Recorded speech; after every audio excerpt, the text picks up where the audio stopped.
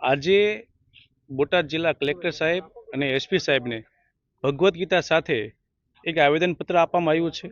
આ આવેદનપત્ર આપવાનો મુખ્ય હેતુ એ હતો કે 12 તારીખે રવિવારના રોજ હળદળ ગામે જે ઘટના બની હતી એમાં બોટાદ જિલ્લાના પોલીસમાંથી રહેલા અમુક લોકોએ જેને હળદળ ગામના નિર્દોષ લોકોને મારવામાં આવ્યો છે એના વિરુદ્ધમાં અને એ લોકો સામે કાયદાકીય કાર્યવાહી થાય એના અનુસંધાને આજે આવેદનપત્ર દેવા આવ્યા છે.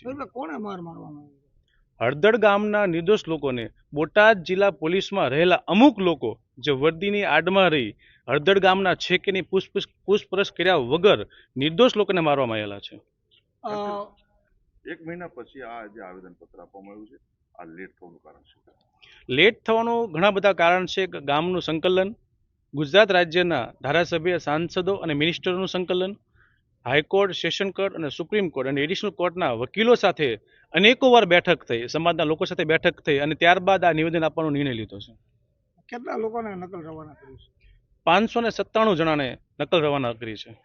માનો કે તમને ન્યાય નહીં મળે તો? જો આ આવેદન આપ્યા પછી કોઈ પણ પ્રકારનો ન્યાય નહીં મળે તો સમાજના લોકો અને ગામના લોકો સાથે બેસી ગાંધી ચિંતા માર્ગે આગળ વધવાના છીએ. ભગવદ્ ગીતા પણ આપી છે આવેદનપત્રમાં, શું કહેશો? યસ, ભગવદ્ ગીતા એટલા માટે આપી છે કે લોકો સાથે અન્યાય થયો છે અને એ અન્યાય જેવો તેવો બહુ વિશાળ અન્યાય થયો છે. એની આખું આવેદનપત્રમાં તમે જો રીડિંગ કરો તમને ખ્યાલ આવશે કઈ પ્રકારનો અન્યાય થયો છે. એ એટલા માટે ગાંધીજીના સાક્ષીમાં રાખી, ભગવદ્ ગીતાના સાક્ષીમાં રાખી આવેદનપત્ર આપવામાં આવ્યું છે.